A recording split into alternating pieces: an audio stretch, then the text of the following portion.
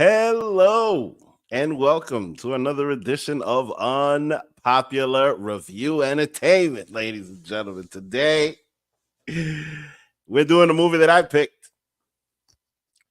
Actually, Meta AI picked because, might be worse. Because, everybody was all up in the comment section hating on the African movies. So we went and rerouted and picked a funny movie, right? So Office Space is that movie. And man, this movie was a good time. I got to be honest with you. That whole meme of, I'm going to need you to come in on Saturday. Okay. That whole meme, all these years, I had no idea it was from this movie. I am so glad I saw this movie. And now there's so many things that I get now because of this movie. It was a good time. It was a good time. So it's pretty much a guy that pretty much hates his job. It's the late 90s, actually. And they're all talking about Y2K. And how they're going to fix the glitch and all of this other stuff. So, and mind you, at that time, that was the big deal. Making sure that the numbers didn't go from 99 to 00 and all of that and mess things up. So that's the stuff that everybody was worried about, right? But these guys, they all hate their job. And they're all being treated like crap. And the best way, I think that they described this very well in the very beginning of the movie, with the damn memo. Did you get the memo?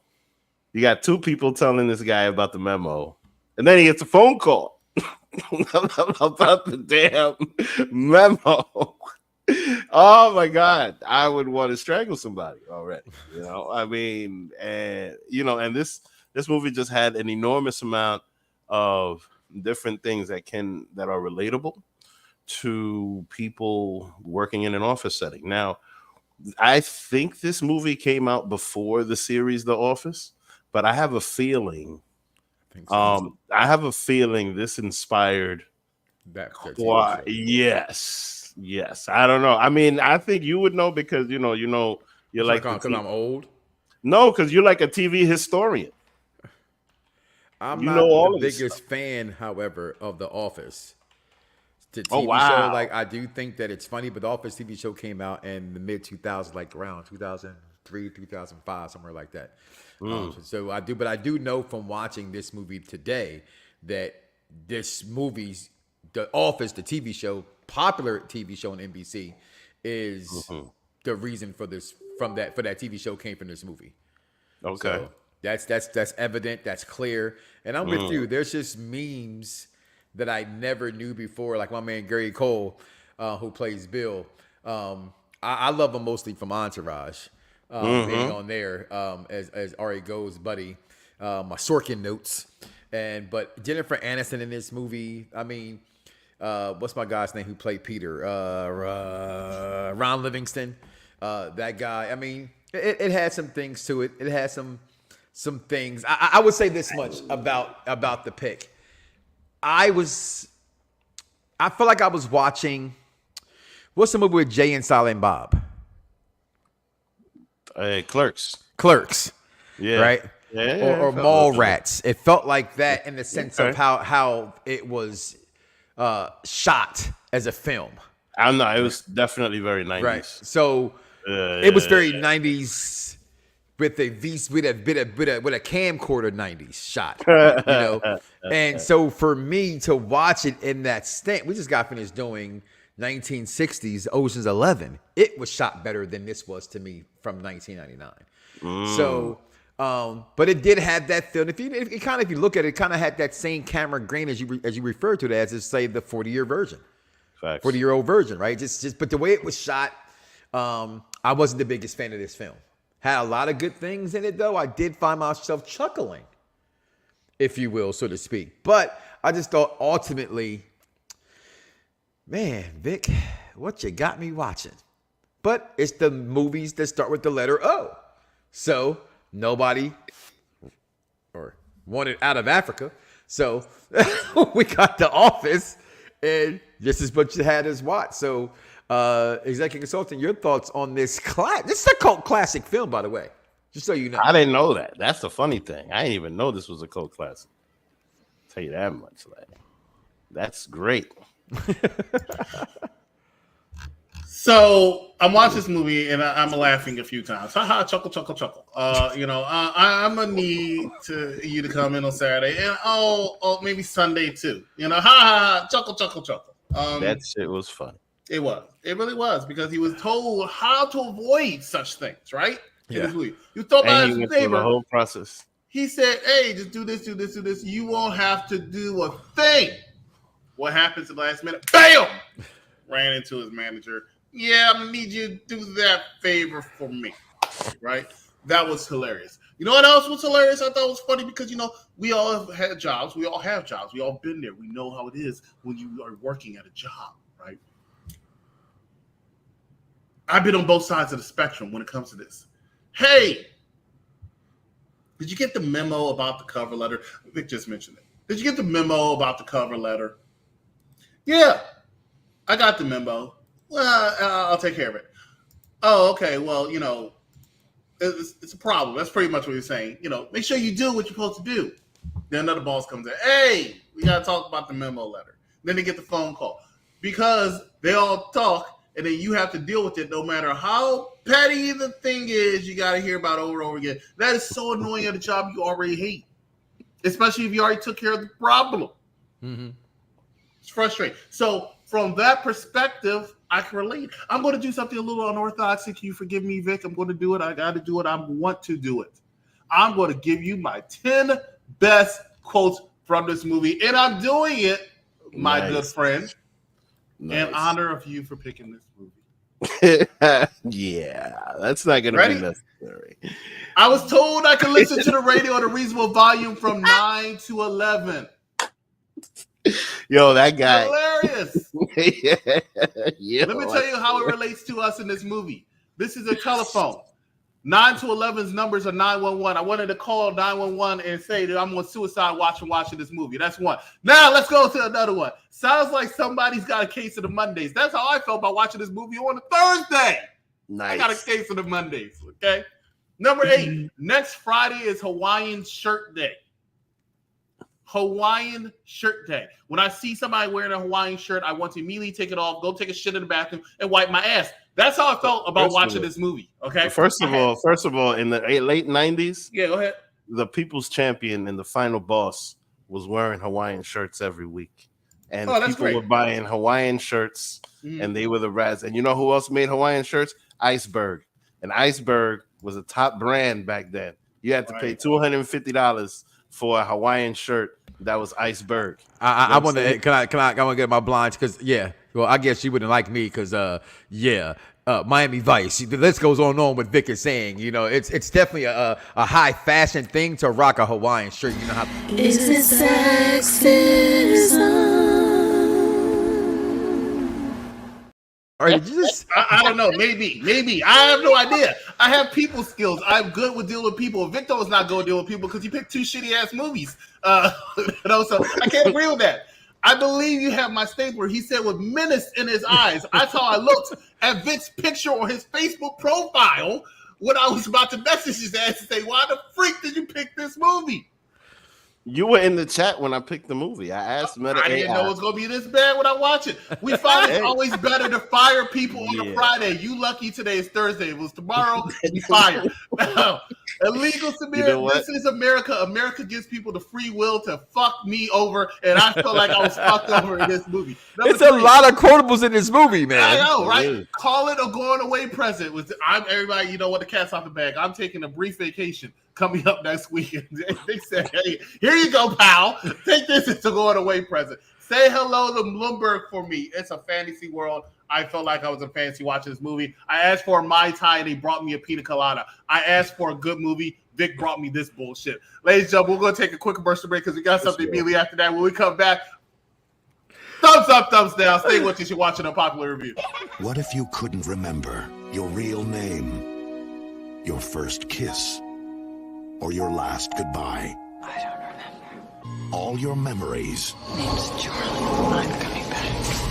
Came flooding back to you. Evening, Charlie. Long time. One bullet at a time.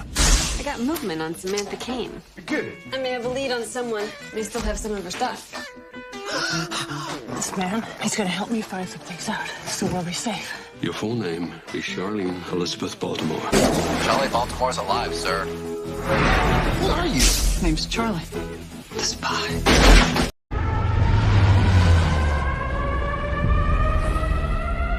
Sir, there's been an intrusion. Let's go. Move. We have contact from inside the White House. Identify yourself. 309er. Jesus, Banning? The same guy that was removed from the president's detail? He is ex-Special Forces. 40 commandos breached the gate. 28 are left. Can we trust him? With all due respect, I'm the best hope you've got. Olympus is falling. Olympus is falling. I am here to bring some dignity back to Thursdays. Next week, we are reviewing Olympus Has Fallen. Great movie to spawn 2 sequels, right? Because it's a good movie. But here to present to you a bad movie is none other than Vic. Vic, go ahead, take it away. You're the man in charge. I mean, look, there's a lot of things. There's a lot of things in this movie that were relatable.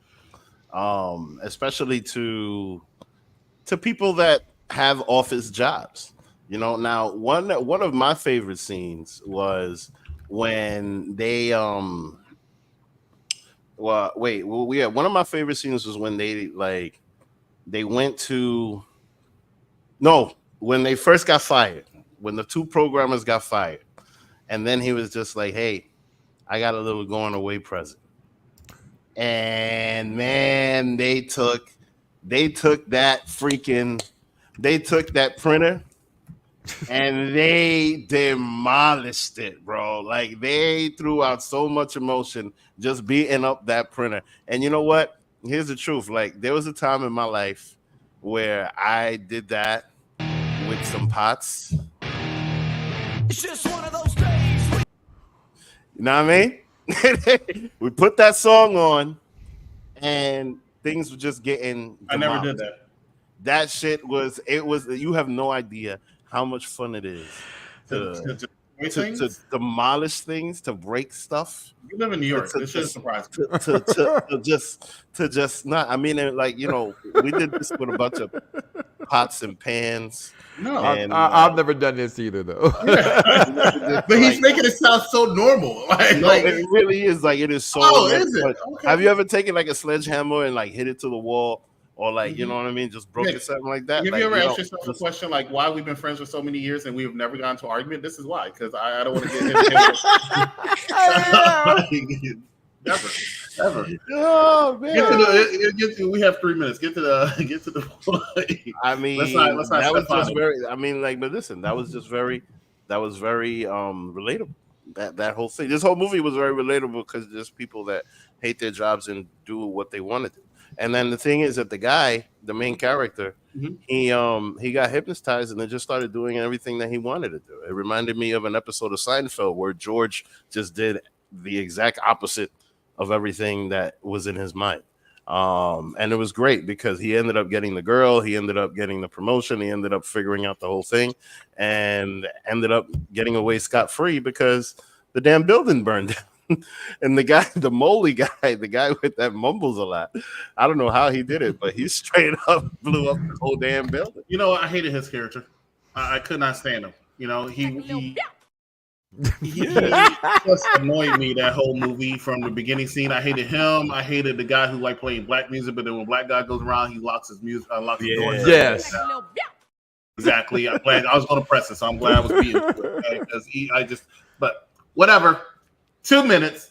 Let's go. Who got their final thoughts and thumbs up, thumbs down? You said what I was gonna say. That part, everything he loves playing the Ghetto Boys. You know what I mean? And Willie D, and then the black man come to just selling some flowers or paper. He locks his door as afraid. But that's what they do. They hide behind. Yeah, that's their reality. You know, what do they do today? They talk trash on social media. They hide behind their keyboards because in person, somebody might smack them in the face, and so they don't have to always go around as the beautiful lady would say, and just always acting like a little bitch. Is what she really wants to say. But nonetheless, I can't give this movie a thumbs up because I just didn't like it. You know what I mean? I did laugh. It did have moments. It had Jennifer Aniston in it. Almost won it for me. You know what? It's funny because she was very Rachel in this movie. She was very Rachel in this movie. But overall, I give it the Dark Man thumbs down for me. Just didn't like it. Oh, there's my go. Okay. Here's a fun fact. One of the greatest comedies of all time to me from an animated world, and this never gets the respect I feel like it should. It's called King of the Hill. This movie, that show is funny. The show is very funny. Yeah. This movie is from the creator of King of the Hill. So when I saw that, I was like, you know what? I'm gonna like it. The stuttering guy was Boomhauer. So I agree with Mike. I laughed. There was a lot of parts I laughed, but there were also some parts where this was close. I don't think that's what he's supposed to be playing. Tell me, Russell.